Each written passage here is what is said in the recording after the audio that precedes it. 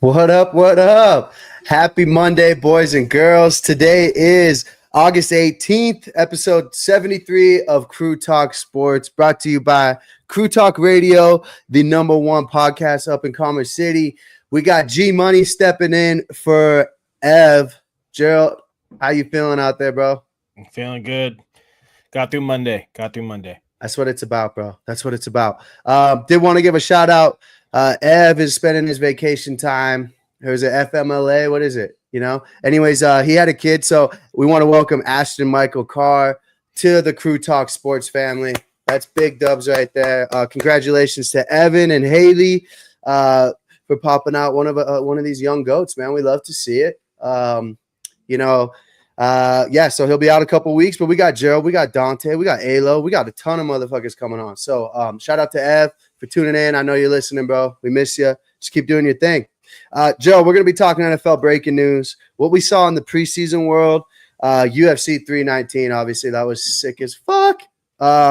We got some Contender Series locks tomorrow for you guys. Also, we're going to be doing this new segment for fantasy football beginners at the end, fantasy football rookie camp. Look, even if you're a veteran, you got to be tuning into this shit, man. I mean, some of this shit's overlooked, all right? So, Joe, let's go ahead and talk about NFL breaking news here. I'll rip some shit off. You let me know, or I want your comments on them, and then at the end, let me know if I missed something, okay? So, obviously, I'm watching the Monday Night Football game all over here. Brian Robinson Jr. all of a sudden might get cut. He didn't play today. I didn't read into it too much, but that's interesting. And what does that do for Austin Eckler's stock? My God. I mean, is he actually going to get cut? Did any starters play at all this week? I mean, I don't know if he's a starter. I mean, I guess he's a starter caliber, but I don't think he's getting cut. So Adam Scheffler tweeted, Commanders running back Brian Robinson Jr. will not play in Monday night's preseason game against the Cincinnati Bengals, possibly signaling the end of his tenure with the franchise after 3 seasons. And I did see yesterday as well that they were talking about cutting him. I think they're trying to make money for Scary Terry, bro. And they're like, fuck, dude, we got to cut somebody, I mean, yeah, it's coming down to that time where there's going to be a lot of interesting players getting cut. Like left field, out of left field, where it's like, what? Yeah. I think there's going to be a big Bronco one too. I'll bring that up later though. That's totally a fucking opinion though. Joe Flacco, dude, this guy's 67 years old. He's named the starter of your favorite team, the Cleveland Browns. What the fuck, Gerald? I did see that, and I'm actually a little happy because in our league, he is my backup quarterback. So if he starts swinging it, I'm gonna have to put him in. Thank God you're tuning into the fucking fantasy football rookie camp, because that's number one. Don't fucking draft Joe Flacco, bro. That's like for beginners all around the world. He's a 4th string on my team, so I'm not too worried about it, but just in case. That's right. Yeah, he's like a dynasty keeper, must have. Joe Flacco. I got that Super Bowl championship in the locker room. Yeah, dude. Fuck him, dude. I hate that motherfucker, bro. Isaiah Bonds to Cleveland. Not sure if you guys covered that last week, but dude, fuck me. Why couldn't Denver take a stab at this motherfucker, bro? Why not? Know. I'm wide receiver room deep, but dude, yeah. Nobody really knew though, But yeah, I think he was a projected second rounder. You're looking at Cleveland's offense. I did see Njoku had 6 games of 100 yards with Joe Waka Flacco. So potentially, maybe Njoku tight end value pick, I like Njoku. He's on my team as well. Yeah, you love. That's a beautiful stack. So of course, dude, I drafted him in our dynasty league, dude. A-chain, calf injury. So first it was day to day, now it's week to week. Homie hasn't practiced all week. He's not going to practice all week. Maybe missing week 1, bro. Gotta stay away from all Miami players, in my opinion. Yeah, dude. I didn't listen. So that's shitty. On the contrary, fucking another old fucker, Stafford's practicing. He came out today. This is the dude where I feel like this team will not go without Stafford, bro. They say Jimmy G is gonna hold it down. Fuck no. No. Huh. Guess who else is my quarterback? Stafford. Jesus, bro. Who's your number 1 quarterback? I got Jalen Hurts and Jordan Love. Oh, well then you're good. You're not gonna be. Is it 2 quarterbacks? Start 2? Yeah. Oh fuck, dude. If Jalen Hurts gets hurt, who he could get hurt, you're fucked. You might need to be trading for like Jackson Dart. Yeah, so that's did I miss any big news? Preseason we'll kind of talk about too, but like any injuries out there? I know there's a Bronco one that the only one that is that Bronco one. Nick, I don't even know how to pronounce his last name, but he's a backup guard tackle. Looks like he's out for the season with a lower leg injury, which kind of sucks because I feel like we're a little thin offensive lineman for the Broncos, but just next man up. Yeah. I mean, I feel like the depth for the preseason's been looking okay, but yeah, dude, you don't want these big men to start getting hurt because you're fucked. Yeah. You know, I think Bowles was also hurt. Yeah. I think he just didn't have his inhaler, bro, because he's there like, oh, he went to the ambulance, but I don't know what the fuck happened. He was out there the next day, so I wasn't really sweating it. I think he just lost his inhaler somewhere. I mean, could you not see Garrett Bowles the type to lose his fucking inhaler, you know? He definitely could. Yeah, so I don't know any other NFL breaking news, man, but let's get into preseason. So let's start off with obviously the best team in the league, the Broncos. Wanted to highlight from what I saw. Again, I was kind of in and out watching the fucking UFC fights, but Evan Ingram looked explosive. He had a big play, 45 plus. Yeah, one reception for 58 yards. 58 yards, explosive. Looked like somebody that we haven't had. You know what I'm saying? Like a dynamic fucking guy, playmaker. Harvey got his touchdown. Franklin is absolutely dominating. So, yeah, I mean, Audric Estime didn't really have that great of a game. I mean, he might be on the chopping block. 9 for 20. Courtney Jackson 9 for 20, bro. Yeah. Courtney Jackson, who I'm not sure who Courtney Jackson is, to be quite honest. Casual over here, but he did have one carry for 30 yards. Really, I mean, Batty 4 for 14. I like him, dude. And Watson. McLaughlin had an all right game. I mean, 3 carries for 48. So I think it's going to be solidified Dobbins, Harvey, McLaughlin. Yeah, I think so because Dobbins isn't playing, so that pretty much assures that he's your number one. And then I think Harvey, dude, I will say, though, did you see what John Gruden said about him? Yeah, I did. 300 touches, bro. Yeah. Could you imagine if you drafted him in the 6th round and he got you 300 touches? Let's fucking go. Real quick, Malik Neighbors hasn't practiced, hurt. I heard it's just a training camp thing, though. Nothing to be worried about. Dante. He was just telling me that so I don't draft him. Pat Bryant, future Hall of Famer from our co-host, Ev Vinyls. Talking out his ass, but we love it. I think the thing with RJ Harvey, I think the only reason he's getting minimal touches is just because they're trying to get him used to NFL speed. I will say, if I could reenact it, I'm going to try as much as you can see. So he's kind of a shorter guy, which is okay. I think you've heard me talk about this with running backs. They slip in between those fucking guards and tackles. And that when he scored, like 3 linebackers ran past the hole because they just couldn't find where he was. And then boom. So as long as he can find those fucking holes, use his fucking athleticism. I'm interested to see what he can do with his hands because, like I said, that play in college that I showed you that one time, like homie's wide receiver 1 if he needs to. So Dante's saying rumor Denver could trade Estime to Miami.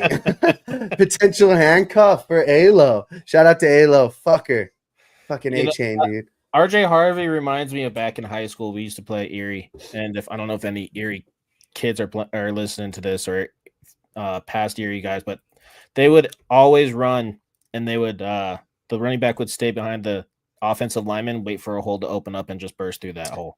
Yeah, dude, it's timing and vision, bro. Remember how Le'Veon used to run? Like he would stop and like pop. It looked like he was walking, and then once he would hit it, he would just hit it.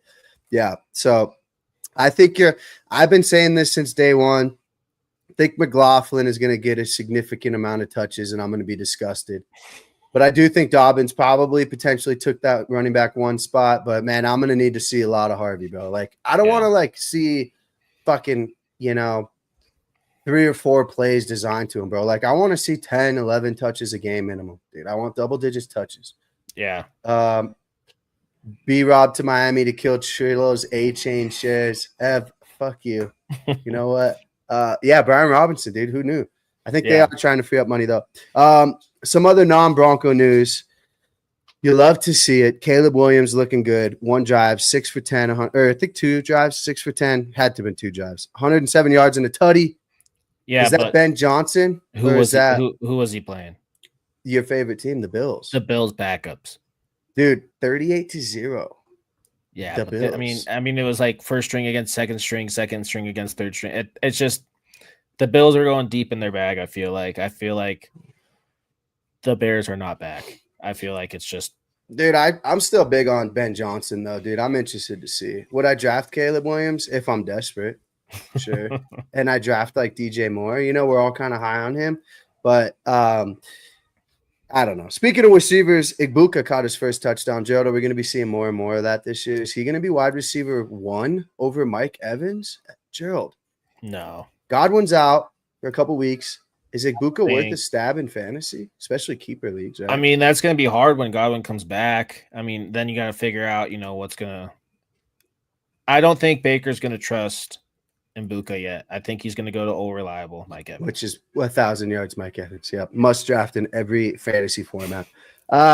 Ashton Genty, not sure if you saw this play when he just absolutely ran over the San Francisco defender. Homie's legitimately looking like Derrick Henry 5 years ago. My God, he took all that shit talk from all the other analysts from week 1 and just on that one hit just ran that guy over. Yeah, I heard Matt Crosby was like the first person on the field high-fiving him. Yeah, that's going to be pretty fucking delicious if you can draft him. Big loser, I would say, Gerald, was Dylan Gabriel. Just the whole Browns, dude. Besides the Isaiah Bond thing, just fucking losers. I mean, I just don't know. I know we always bring it up. What are the Browns going to do? But it's like you can't get rid of Joe Flacco because he's your veteran, right? Yeah. You can't get rid of Kenny Pickett because you drafted him. What, you're going to go out and draft the guy and then cut him? You can't Small do that. hands. No, they didn't draft him.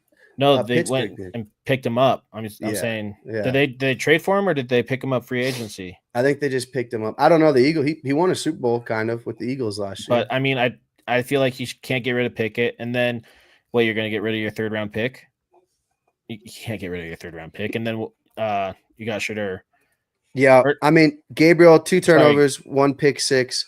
They picked up fucking Huntley too. Nobody knows what they're doing, bro. And then Deshaun Watson's still on the Deshaun Watson's still on the squad, man, which is just crazy to me that nobody even talks about him at all for good reason. Anything else in the preseason that stood out to you, Gerald? No, kind of just swinging it back to the Broncos. I mean, Troy Franklin and Pat Bryant, I think they secured their spot on the roster. 4 receptions for 70 yards for Pat Bryant, and then Troy Franklin, 4 receptions, 67 for 2 touchdowns. Yeah, I think that, and I mean, I think we trade because why not? Vele. I was going to say, I don't know where Vele would fall in now. Right. I mean, he was the starter at the end of the season with 3 touchdowns at the end of the season. Yeah. But I mean, Troy Franklin, I heard today that Sean Payton said it's happening, talking about the step that Troy Franklin's taking. So I'm thinking it's Franklin as like the X. Obviously, Sutton's your Y. Mims in the slot. And then, Pat Bryant kind of as that depth guy. Yeah. You know what I'm saying?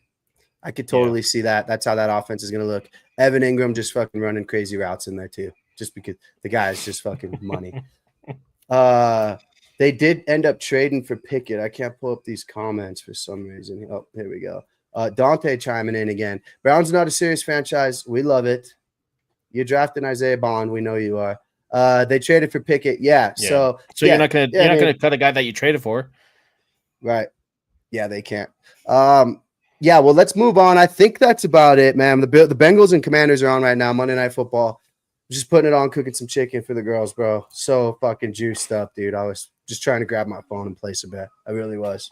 Couldn't do it. Can't bet on preseason. Let's move on to UFC 319, Gerald. Holy fucking guacamole. You're not allowed to tell the parlays. It's just a confirmed fact. I put some single bets in. I put in 2 fan bets, which did not hit. And that was because I bet on Jessica Andrade. I mean, you can't bet against, in my opinion, you can't bet against Jessica Andrade. She lost. How'd she lose? Unanimous decision. I mean, I told you though, I've talked to you about this Loopy chick. This Loopy chick is, I think, going to be next level. Mexican chick. She's, Gotta get a notebook and write down these names, bro. I'm telling you, that's what I've started doing. More so for never bet again. But Alo chiming in. What up, Alo? Shout out to A-Chain, you son of a bitch. I drafted him in the fucking keeper league. I'm so mad at you. I gotta just block you on here. Just kidding. But yeah, no, I was gonna ask you, dude. I was thinking about this in the shower right before this.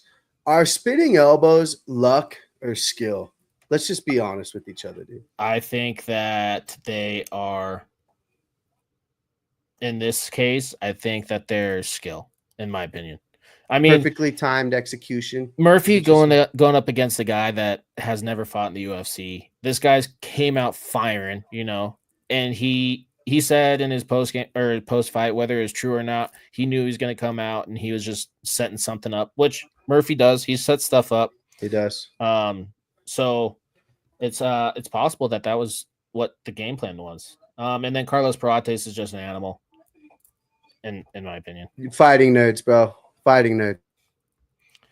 I bet for Gerald Mercenchart to win just because he has the same name as me. Same name. How'd that go? Yeah, he got knocked the fuck out in the first round. Oh fuck! And I want to be a Kai Asakura fan, but I am officially not gonna ever bet him ever again. Kai Asakura written down here, Gerald. Never fucking bet again. List.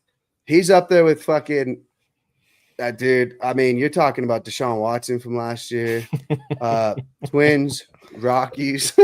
Yeah, he's right there at the top, dude. The guy has 0 ground and pound, bro.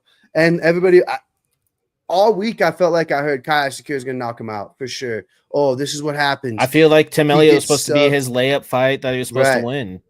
Dude, Tim Elliott was eating those shots, bro. It was like it didn't even have any pop. Kai Asakura is a fraud. You heard it here. Trilla bets. Must bet lock of the fucking centuries the next time he fights. Pray to the fucking gods that he fights again this year so we can make some Christmas money. MVP with Cannonier. G hates money, new nickname. Never tails. G pennies. Look at these guys just shredding on you, bro. He does it for us. Beat Jared Cannonier. I'm a big Killer Gorilla fan, but yeah, he's at the end of his career. He's 39, I think. Michael Page is a little bit younger.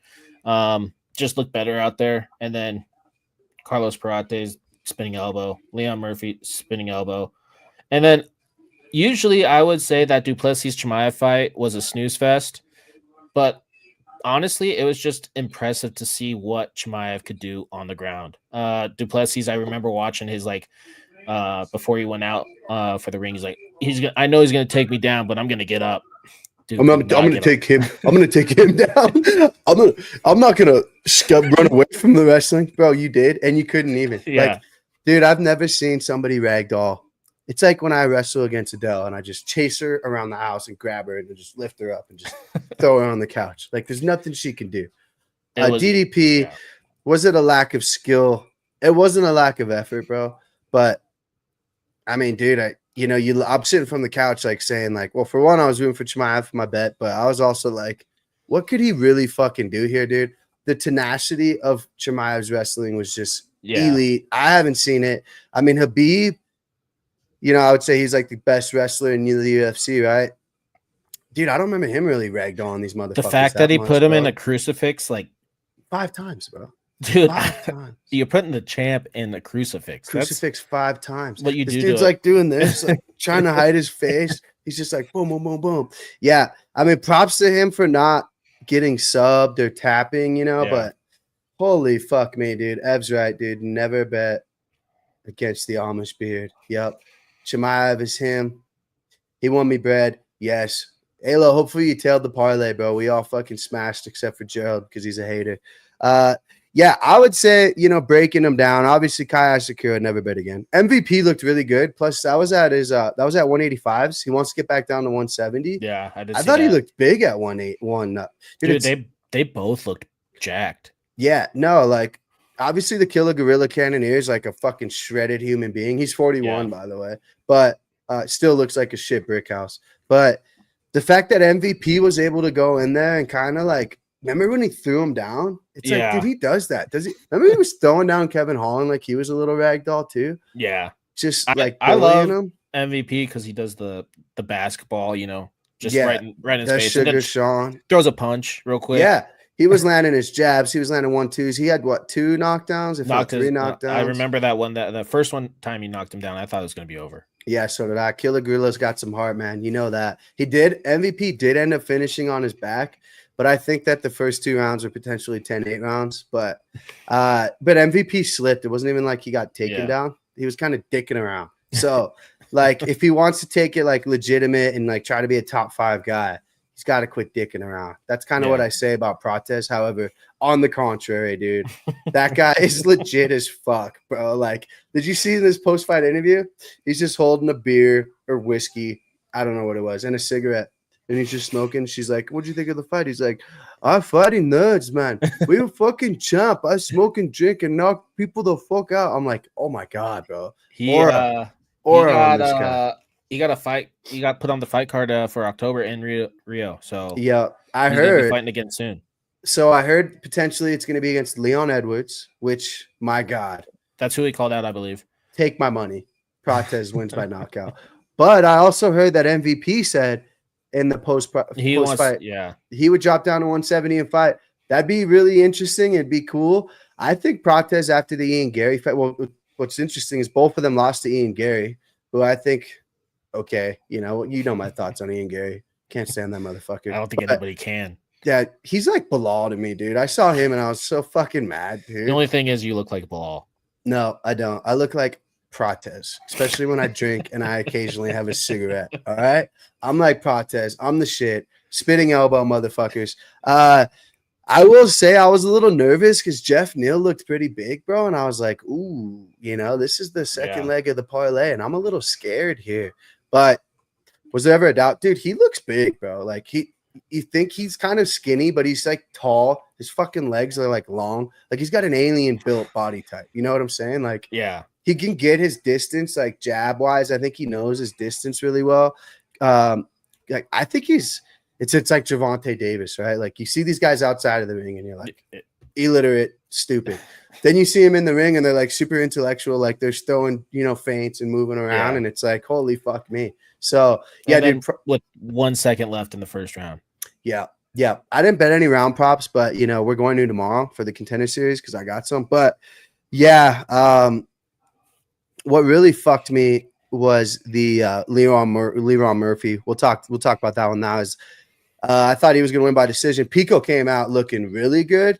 He connected a few times. I would say Pico's on the bet again list. I wouldn't say take him off. You just cannot bet on these motherfuckers the first time in the UFC. You just especially if they're on the main card. I mean, right. Yeah, go ahead. Put him on the undercard against Pitbull, Ragdoll. Put him on an undercard. Dana's got to quit putting these guys so high up just because they're the best in their league. I think though Dana White's doing it on purpose because he wants to just show how far ahead the UFC is than any other. Yeah, I think so too. Other leagues. Yeah. So when I was at that Fox News thing or Fox Sports betting show through the Denver betting show, or Denver sports betting. Cody Brundage was there, and he was saying, like, me and his picks aligned except for the Jeff Neal fight. He thought Jeff Neal was going to win. But he said, dude, Dana does it on purpose. Like, he brings them in just so these motherfuckers can make an example out of them. And, yeah, it's been true fucking more so than not. I mean, I will say Leron Murphy, bro, I knew he was legit when he beat Josh Emmett, who knocked the fuck out of Bryce Mitchell. Josh Emmett is a KO artist. Heavy hitter. And Murphy just kind of pointed his way out of it and just threw jabs and was fucking up Emmett, who just literally was going like this. and Murphy was just like sliding it and throwing a jab and then moving. So I thought he would be doing that, but that was an intense fucking first round. Pico was out to get him, bro. And I honestly thought for a second, I was like, Murphy's going to lose this fight. Yeah. Yeah, initially, I wonder what like the live odds were right when that fucking spinning elbow was. It seemed like he only landed that elbow. That was really the only thing. I mean, it was elbow to the head, to the temple too. I mean, you can't. No, yeah, it wasn't Pico's fault that he got knocked out. Nobody's surviving that. I thought Pico died. Honestly, nobody's surviving that except for Kaya Sakura. He'll survive. Just kidding. Fuck him. Yeah, no. Then that gets us to the main event, dude. We kind of talked about it. Absolute ragdoll. Dude, here's my thing, bro, is like, who can beat Chimaev?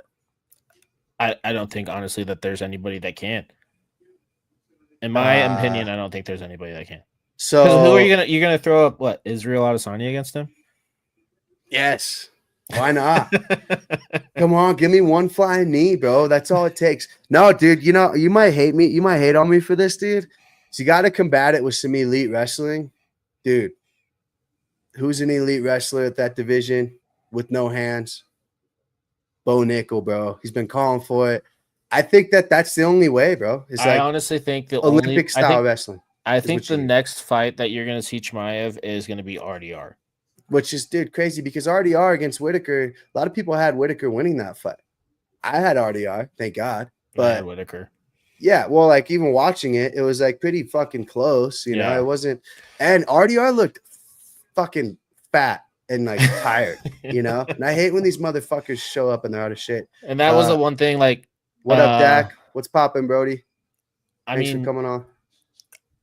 Whitaker was gassed in that round or in that fight too, and I think if Whitaker had a little bit more conditioning, he would have walked out with a win. I mean, I think it was close, right? It was a split, wasn't it? Yeah, it was a split decision. I think Whitaker thought he might have won. I thought that maybe he won, but real quick, I got an update here. Rockies are tied against the Dodgers. Holy fuck me, dude.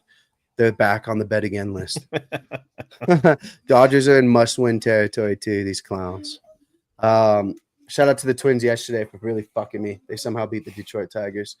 The UFC's entirety is on my never bet again list. Ev, you just cashed on the parlay, bud. What are you talking about? Or did you not bet it? Ev didn't bet it.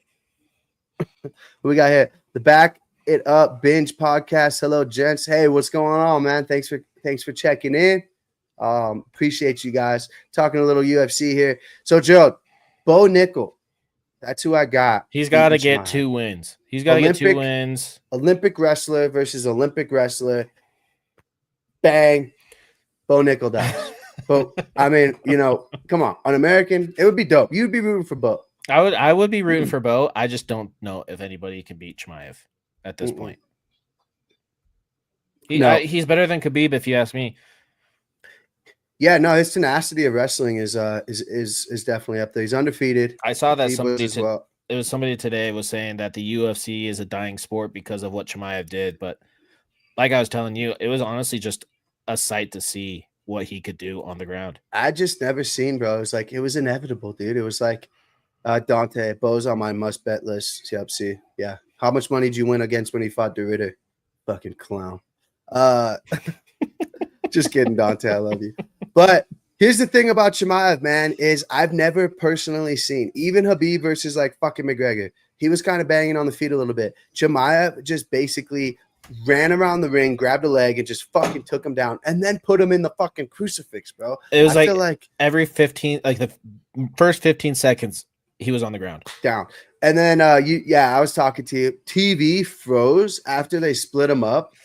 TV frozen on kneecap straight to Chimaev's dome piece. I was like waiting to cash my parlay on. I'm like, oh my God. And then after it gets done unfrozen, guess who's on top? Chimaev's got him in a fucking crucifix. I don't know. I mean, I could understand the first time when the ref stood him up. I was like, okay, yeah, there wasn't really much damage. But the second time, I was like, that's crazy that they're standing him up. Even Joe Rogan and DC, they're like, yeah, that's crazy. They're standing him up. And then they're like, what if Duplessis knocks him out now? Like, you can't feel good about that. But then Chimaev took him down. Yeah, I will say we got another surgical fucking DraftKings assassin on here chiming in. Jordan, my girl, you're so hot, snack. Joe, she talking about you and me. Me. Anyway, she did come up with this crazy bet too. She's like, I'm thinking Chimaev by decision, and I'm like, okay, fuck me. It was the best bet of the night. Who would have thought Chimaev by decision? And I will say too, for everybody saying, oh, if fucking DDP fucking survives, bro, he didn't survive like one round. The cardio for Chimaev was like on fucking point. $80. I mean, it's mixed martial arts. You got to know how to do everything. Yeah, and also like people that doubted Chimaev's cardio, they're stupid. They probably have bad cardio, dude. He did not look tired at all, which was also crazy. Alo, Khabib's the GOAT, 29-0, never lost. Yeah, but look who he fought, brother. Look who he fought. Just saying. Look who Khabib fought. I got respect for him. Jordan wants us to live bet the Rockies, Gerald. Fuck me. You just said that he was, or that they're back on the bet list. So, all right, we're gonna do it. We're gonna go ahead and bet it bet the Rockies. Babe, she's putting $80 on it. Oh fuck! What are we doing, Gerald? What inning This is is it? what. This is why we love this podcast. So, bottom of the eighth, Rockies plus 124. All right, Issa bet. Ev, I want you tweeting that bet, throwing money away. Dante says you're the one that bets on Bo Nickel against Stu Ritter. Hate it. All right, let's move on to speaking of making some fucking money, boys. I am the fucking UFC concierge now. I've taken over Gerald's role. But we're talking Contender Series. For those of you that don't know, it's actually pretty sick. Little midweek break, right? It's at 5 o'clock, though, Gerald. It was 6 o'clock. Yeah. But I think that's maybe because the time changes here in a month or so. Whatever. So 5 o'clock tomorrow, you got Contender Series. Gerald, I don't know if you watched last week's episode of Dana White last week. He was fucking pissed. He told everybody to fuck off. He's like, do you guys not know why you're here? Like, I don't want none of this points. He basically made everybody who won. And you know what's funny, dude, is they all have to sit in the room. And then the camera goes on him. And then he's like, hey, Gerald, yeah, not good enough. Go back to North Carolina, win 3 more, and come and see me. Yeah. Then it goes to the next chick, and she's like, yeah, I fell asleep. Go back home. See you later. He just shreds him. And he's like, skip that guy. He said, skip the one guy. Anyways, did you see the one dude from the Contender Series? I can't remember his name, but he won by knockout. I did not see it last week. He fought Tuesday. Then he came and fought on the undercard. Oh, Saturday. yeah. It's I like did see that. Shabazian or some shit. Yeah, he was minus 1,000 though. I think he's like buddies with Chimaev. Chimaev. I think that's what. Yeah, because the white dude at the press conference was like, dude, Chimaev just uses you as a fuck buddy. And then he's like, okay, fuck buddy. You know, he doesn't speak good English. Goes out there, just knocks him out, bro. Like, you just love to see it. He was minus 1,000. He was going to be my hammer lock of the weekend. But yeah, dude, I mean, what's interesting is like he's on the list. He's on the list, definitely. He made the bet list because, bro, give him fucking 3-4 weeks for a camp. He will not lose, bro. Like, yeah. Look for him to really climb the ranks. So he's on the bet list. Anyways, so we got Contender Series tomorrow, 5 o'clock. Gerald, I think that I'm in order here. It's kind of tough to find these fuckers. I'm using FanDuel. Did you find any odds on DraftKings or anything? No, I was just looking at ESPN. I haven't looked at DraftKings yet. So first fight, correct me if I'm wrong, is Tommy Kuizi plus 270. Is that the last fight? Or the first fight. Sorry, that is the very first fight. Yeah. First fight, Tommy Kuizi versus Ramiro Jimenez. We're going to speed through these here, Joe, because it is Contender Series. And these guys fight basically in fucking high school. So let's not like we're fucking experts, but we're going to do the best we can. All right. So real quick, Joe, I'll give you a little quick summary here. I did a little research on these fuckers. So Tommy Kuizi, USA, little white boy coming out of North South Carolina. Dude is a brown belt, fast starter, crazy because he smiles the whole time. I know I wrote that down for you because you'll like that. 3 straight KOs, 5 finishes in his last 5 fights. Now, remember what Dana White said. I want to see some fucking action early. Now, Ramiro, Gerald, you'll love this too. Mexicano, right? This guy's fighting in fucking Juarez, more so Florida. But anyways, does not want to go to the ground. He can sub. I watched one video of him subbing some dude out, but that guy looked like it was me, like, to be honest with you. So he's got quick hands, really good combos. This guy has crazy knees and kicks. So Ramiro, the Mexican, minus 355. Kuozi, plus 270. Gerald, I couldn't find the over-under, but if it was 1.5, I'm putting Luciana's fucking life savings on the under 1.5. Yeah, that sounds like what you do have to do the under. Yeah, I think that, you know what? Call me crazy too, is we should find it. Maybe you could check DraftKings for me. I'm on FanDuel right now. But after Dana White was talking shit to these clowns, don't you think that we should just parlay all the unders and just be like, hey, everybody's going to take it as like an awakening? You know, like. Yeah. I mean, it's hard to tell. Like, this fight's going to be interesting because 145. Both of them are 145. Obviously, the age difference is a year. And then you got Southpaw versus Orthodox. So yeah, this is gonna be. I feel like it's gonna be a lot closer fight than what the odds are saying. I'm saying under, though. These names are gibberish to me. Might as well be speaking Chinese. Ev, we don't see race on this podcast. Just so you know that. You fucking clown. I You mean, just placed the bet, bud. You just I'm placed the taking- bet. That's all you got to do. I'm taking What are the you fast taking? starter. All right, you're taking I'm the taking dog. Tommy. So you got Tommy boy. Shout out to fucking Tommy boy. All right, moving on. Joe, I got Jimenez round 1 KO in crazy fashion. I think your boy's gonna be smiling and then knocked out. I do want to make it clear though, this is not one of the fights. That was not one of the fights that I looked into. But this next one I did look into. So Josh Hokett, Guilherme Uriel, Brazilian. So Hokett's a badass wrestler. Joe, he was a 2-time All-American at Fresno State. He comes from LFA and Bellator. You love seeing that shit. As long as they don't go straight to the UFC, right? We know that. He's got 3 out of 5 finishes by sub. Uses his wrestling to set up submissions. I made a note for this Uriel guy, dude. He gasses early. This guy's just a big goof. Like if he doesn't catch you with the big fucking punch early, you're fucked. So, Joe, I got Hoke here by submission because it's minus 480. The Brazilian's plus 350. But I'm what taking do you the got? Brazilian. I'm taking the Brazilian because we have one example of an NFL player going to the UFC, and it was not a great showing. Because he played for the Cardinals, I'm pretty sure. Hoke never heard of him until today. I'm taking the Brazilian. I mean, he's never gotten out of the first round, and he has a couple of subs in there, 2 KOs, 2 submission, 3 KOs, 2 submissions. So it's not like he can't go to the ground. So I feel like if he goes to the ground, it's really up to anybody, and I'm taking the underdog. Yeah. So you're taking 2 dogs to start these cards. I can't even talk shit and say I did any more research. Ev's right. I'm talking gibberish at this point. You got one more that you want to talk about? I think I'll send the parlay out tomorrow, but sounds like we're just disagreeing across the board here. I am taking crazy favorites, so fuck me. But which fight are you talking about? So I was looking at this Cam Roston and this Brandon Holmes fight. Okay. The reason that this fight kind of piqued my interest was because these guys are kind of entering their primes. I think like the 28 to 33 range is prime for UFC. And these guys are, Holmes is 28 and Roston is 30. So I think it's going to be a close fight.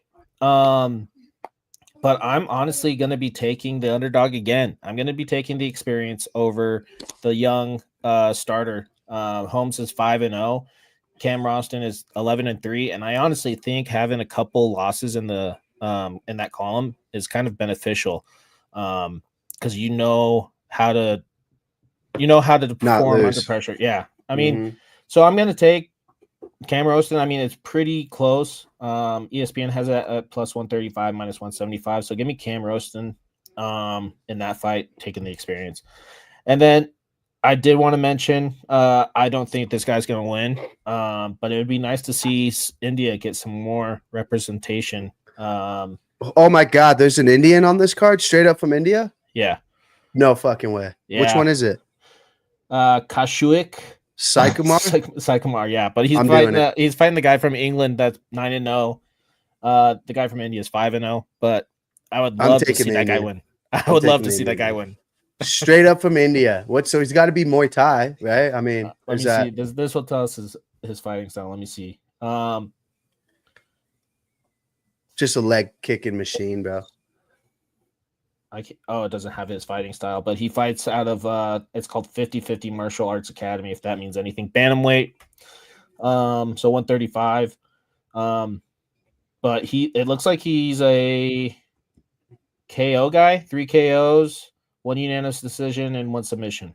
I'm taking the Indian. I'm taking the fucking wrestler, and I'm taking the Mexican, bro. And I'll take Holmes. Hopefully he's got some Larry Holmes in him. Fucking legendary boxer. So we're 100% except for the Indian disagreeing. Oh, you're riding the Indian too? Yeah. All right, perfect. Go India. Let's go. Yeah, other than that, man, I mean, just make sure you guys tune in. Honestly, what I did last week, I shit you not, Joe. I went 4-0.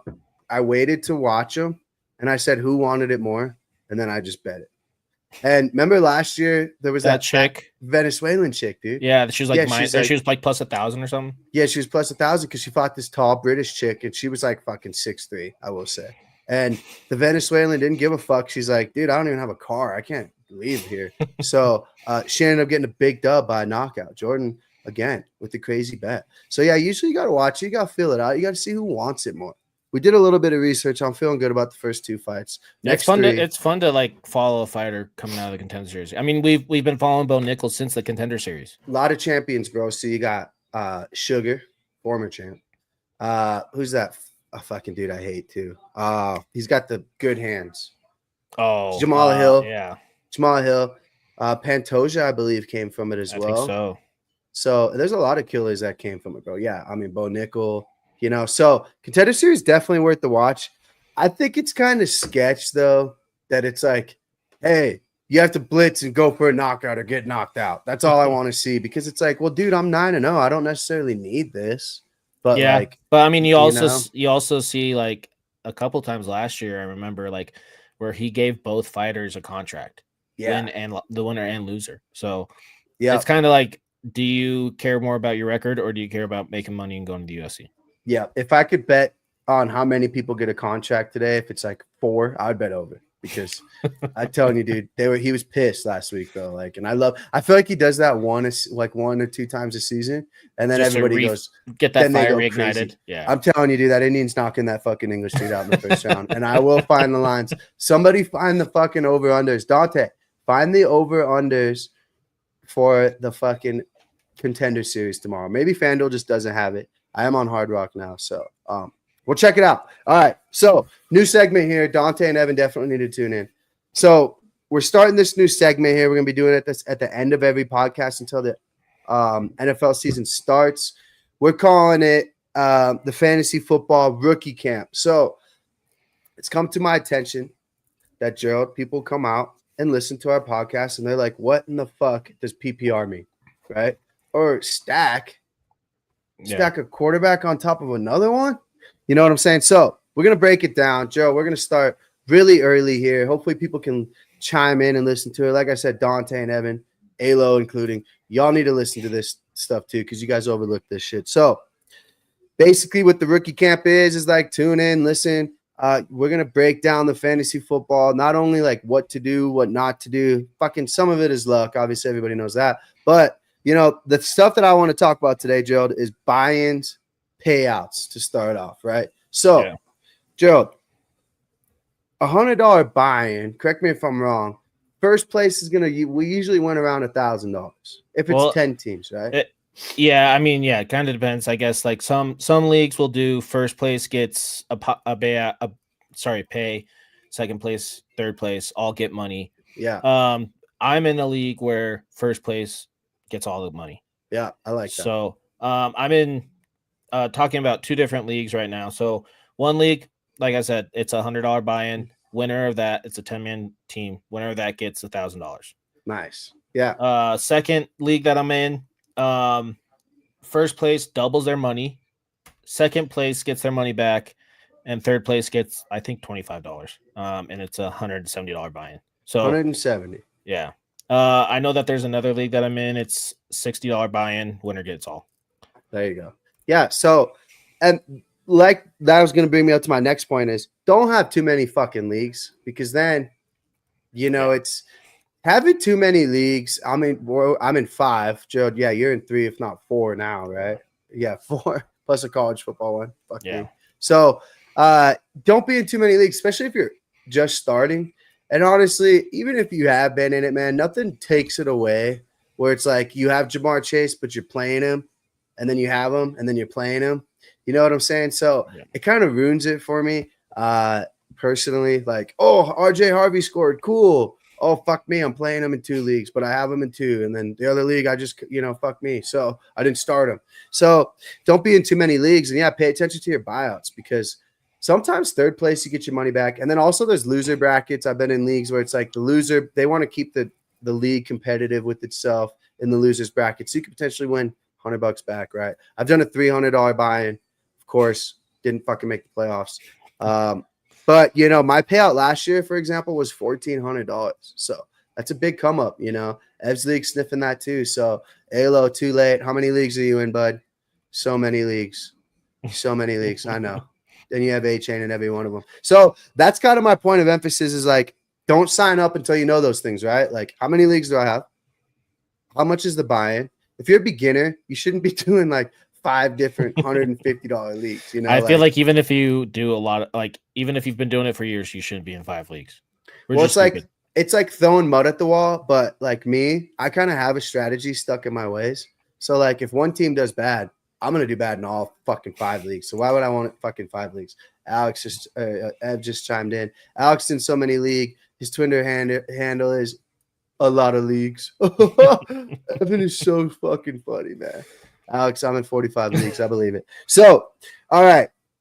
I will say this too. This is like to me the biggest day of the fucking draft. It's of the fantasy football league is the draft. Figure out when it is. Is it in person? What type of draft is it, Gerald? I don't know if you've done any auctions. I hate auctions. I won't do So them. there's auctions, which basically means like throw a name out there, Gerald. Fucking Ja'Marr Chase.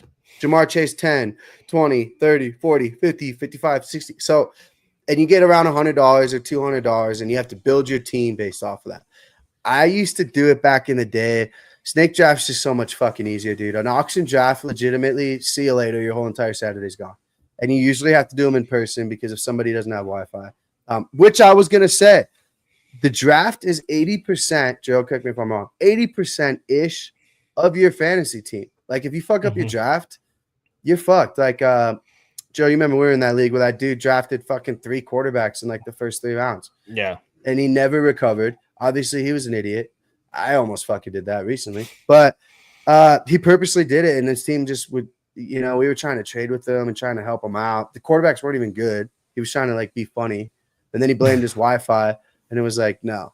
So, you got to be prepared. Try to be in person.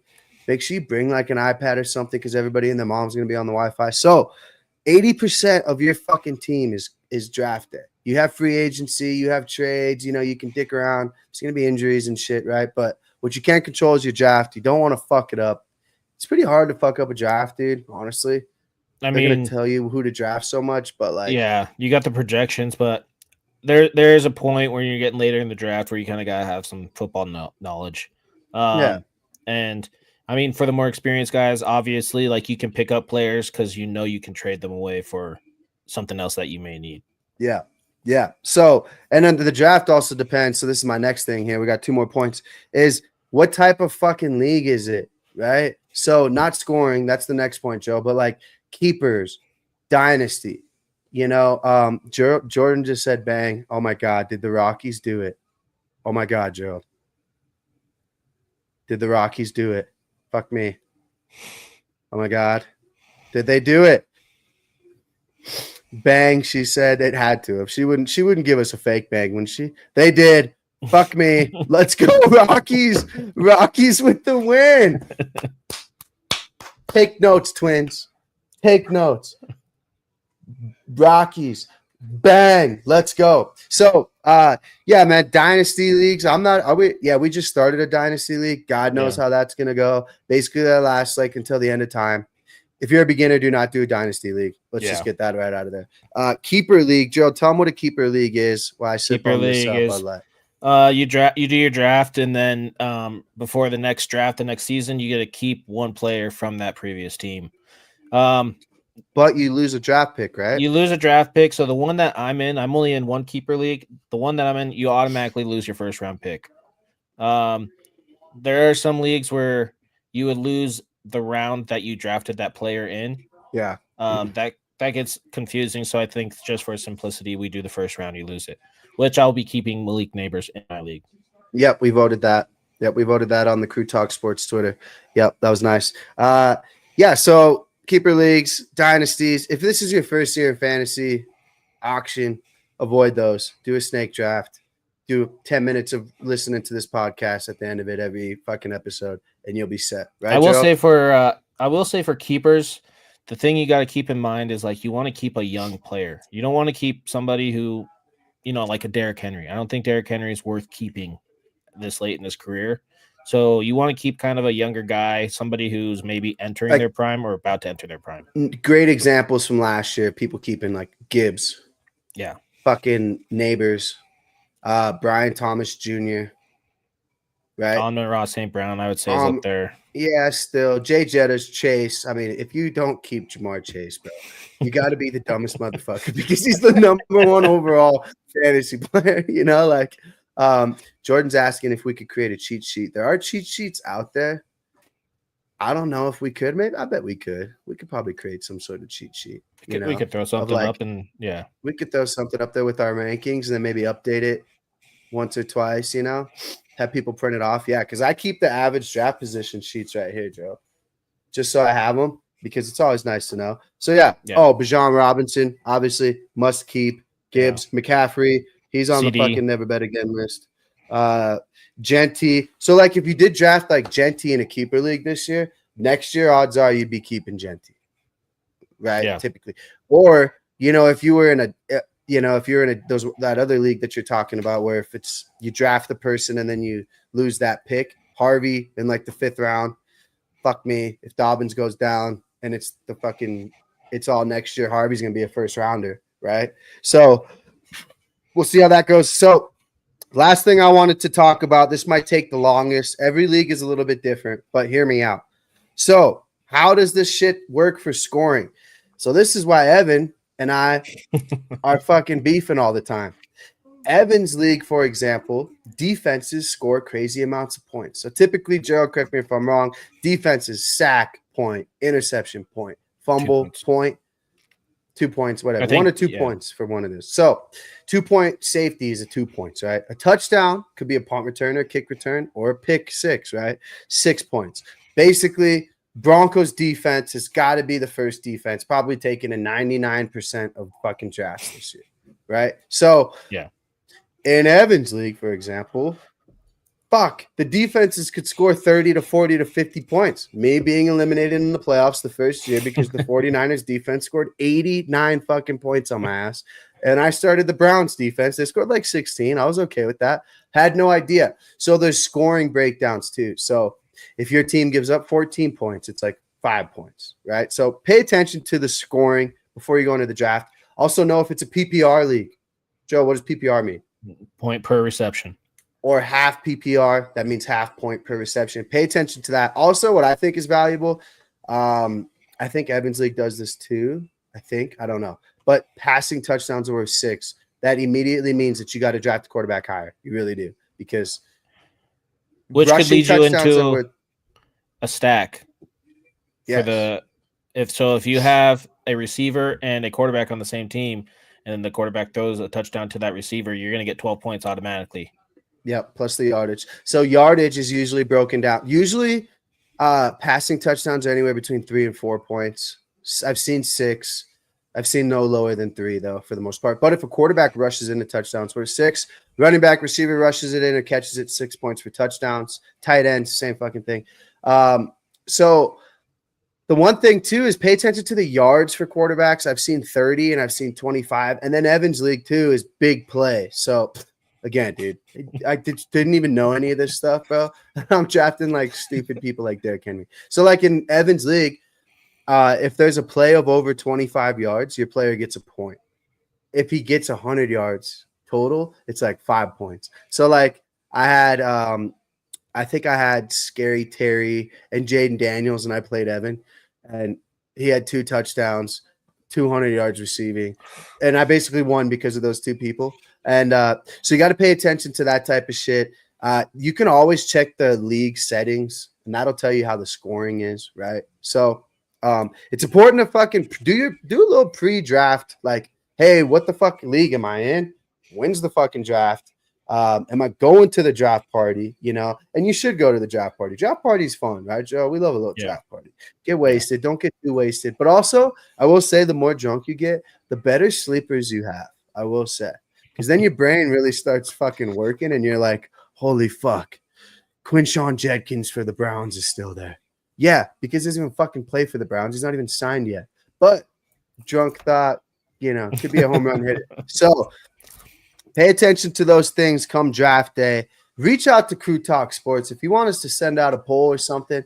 And one thing we were talking about doing here too, I was talking about it. Now Joe's going to listen to it, but we might do like a Sunday morning thing where we hop on a little early, not when the Broncos are at home because we'll already be at the stadium, but, and kind of break it down, maybe even Friday or Saturday nights where breaking down injuries, breaking down like if somebody comes on in the comments like, hey, should I start fucking Malik Neighbors or should I start fucking Brian Thomas Jr.? Let's just say, for example, right? So, that's one thing that we're looking at doing. Y'all let us know if you think we should do it or not. Gerald, am I fucking frozen right now? You're frozen on my end. Might be frozen. Anyways, that's my cue. Appreciate everybody coming on. Gerald, you got any closing statements while my face is just frozen? No, I just know that next week, Monday, when I hop back on, gonna do some Nuggets schedule games to be on the lookout for. Nuggets schedule, yep. And then I know that that I'm not a big college football guy, but I definitely will be tuning in week 1 to watch the first time ever in college football history. Number 1, Texas going against number 2, Ohio State. First time ever, and number 1 seed's gone against the number 2 seed. So I'll be tuning in for that one for sure. First time ever that number 1 seed has not been favored in week 1 too, because it's in Columbus. Oh, so Texas is going in as dogs. It's must watch game. Yeah. All Saturday, I saw Baylor's got a fucking huge game, dude. There's so many big games. So the Texas Ohio State game, and we're gonna break this shit down Wednesday too. For Texas is smacking them. Alo saying, I don't know, dude. Ohio State has the best player potentially in the last 5 years. Smith, the wide receiver, dude was a freshman and could have been a top 5 pick. So fuck me, what was I gonna say? It's must-watch TV. Joe, what was I going to say? Texas. You're breaking it down on Wednesday. Oh, yeah. Dante and I are breaking it down Wednesday. Alo, I'm going to ask you to come on Wednesday. I'll hit you up. We also got Notorious coming on, a local Denver artist, going to talk about his shit here. So, so we'll break down a little college football too, Joe. Maybe just games to watch because it's going to be fucking mayhem. Me and Dante are more so orientating on like teams to look out for and who we think's going to win. Way too early. Oh, fuck. This is what I was going to say. The reason why the Texas-Ohio State game is kind of interesting, well, not as interesting as the other games, is because probably they're both going to make it. 12 teams make it. And if you lose to fucking the number 1 team, is that really a loss? You know, it's like, well, what the fuck you want me to do? And if you lose to Ohio State at Columbus, I don't think that's a loss. That should be like a bye week. It should count as like a half a loss. But if you haven't watched that show about the SEC on Netflix, bro, that was fucking legit. Like, they put 100,000 in every, like South Carolina could be playing Ole Miss, 105,000. Like those guys, you went to an SEC game, Joe. Who was that? It was Georgia, Bama. Who was it? No, it was Alabama, LSU in Tuscaloosa. That was a banger game. Do you remember any of the players off the top of your dome? I don't. I know that there's some. I mean, with LSU, had to have been some. Some big names now. I don't know if it was – I think it was after Burrow. Was it maybe before? Way before. Maybe it was way before. I would have to take a look. I'll take a look and figure out who was on that team. Yeah, so I'm thinking about – obviously, dude, I mean, I'll root for CU. Michigan State's moose piss. They're fucking next to the Twins. Never bet again in college football. But Big Ten's just going to be ran by fucking Ohio State. It's like don't even – nobody else needs to show up in the Big Ten. Penn State is ranked, but they always do the Penn State shit. Yeah. Players to watch out for. We're going to break it down Wednesday, but it's going to be exciting. We're actually the most into college football I think that will be ever because of our fucking fantasy teams. Yeah. We're drafting dudes, and we're like, oh, my God, this guy's going to kill it. We don't even know who the fuck they are. It's going to be fun, man. Let us know if you guys want us to break down anything else Wednesday. We got a packed show for you guys. We appreciate you guys coming on. G-Money, 1 hour.